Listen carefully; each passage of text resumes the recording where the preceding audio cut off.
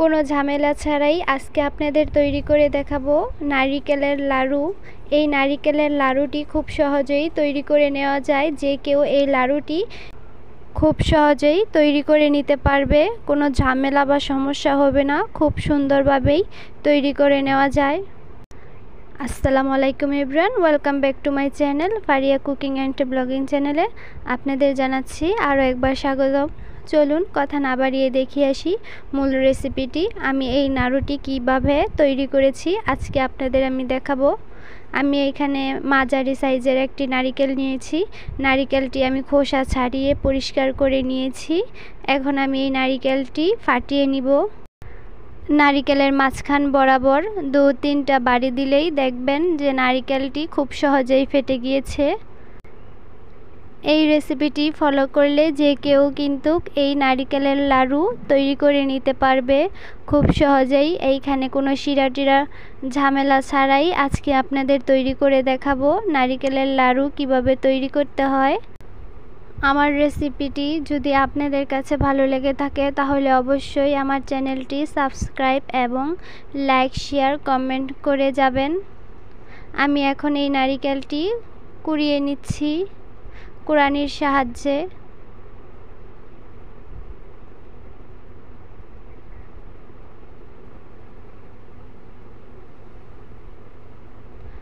আমি এমন করে দুটাই কুড়িয়ে নিব। দেখুন আমার কুড়ানো শেষ।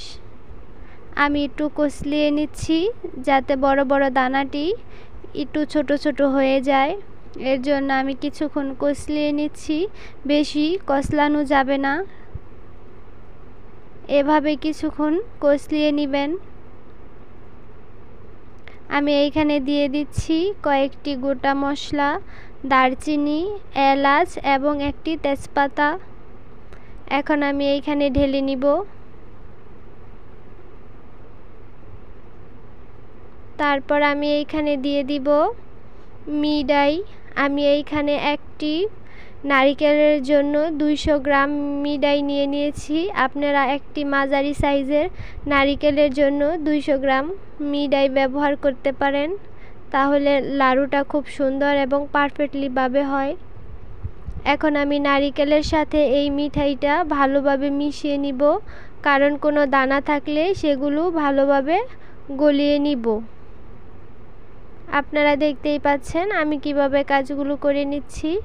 আপনারা ঠিক এভাবেই কাজগুলো করে নেবেন, তাহলে দেখবেন নারিকেলের লাড়ু খেতেও যেমন মাশাআল্লাহ ভালো হয়, তৈরি করতে খুব সহজেই তৈরি করে নেওয়া যায়। এখন আমি চুলায় বসিয়ে দিয়েছি। চুলার আঁচটা লোতে রেখে আমি এই কাজটি করে নিব। কিছুক্ষণ পর পর নাড়িয়ে দিচ্ছি যাতে করে নিচে লেগে না যায়।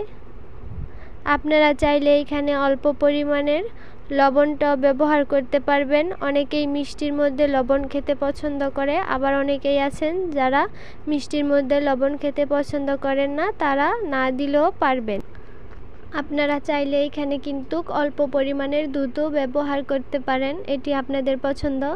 এখানে আমি দুধটা আমার হাতের কাছে ছিল না, তাই আমি এইখানে ব্যবহার করিনি। দেখুন আমার পুরটা তৈরি করা হয়ে গিয়েছে। পুরটা যখন এভাবে একসাথে জমাট হয়ে বাঁধবে বা খুন্তির মধ্যে লেগে থাকবে, তখন মনে করবেন যে আপনার পুরটা পারফেক্টলিভাবে হয়ে গিয়েছে। আপনি এইখানে হাতের মধ্যে ঘি লাগিয়ে তারপর এভাবে করে গুলগুলো শেপ দিয়ে নিতে পারেন লাড়ু তৈরি করার জন্য। দেখতেই পাচ্ছেন আমি কিভাবে তৈরি করে নিয়েছি। এক এক করে আমার সবগুলো নাড়ু তৈরি করা হয়ে গিয়েছে। আপনাদের পরিবেশন করে দেখাচ্ছি কত সুন্দর ও পারফেক্টলিভাবে এই নারিকেলের রেসিপিটি তৈরি করে নেওয়া হয়ে গিয়েছে। আপনারা দেখতেই পাচ্ছেন খুব অল্প সময়ে এই নারিকেলের রেসিপিটি আপনারা তৈরি করে নিতে পারবেন। আপনাদের বাসায় হঠাৎ কোনো অতিথি আসলে তাদের সামনেও কিন্তু এই নারিকেলের লাড়ু রেসিপিটি পরিবেশন করতে পারবেন তৈরি করে।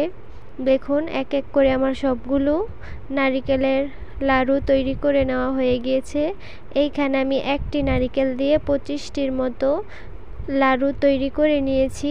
দেখুন আপনাদের একটি ভেঙে দেখাচ্ছি কত সুন্দর বা পারফেক্টলিভাবে আমার এই নারিকেলের রেসিপিটি তৈরি করা হয়ে গিয়েছে। আমার রেসিপিটি ভালো লাগলে অবশ্যই আমার চ্যানেলটি সাবস্ক্রাইব করে দিবেন।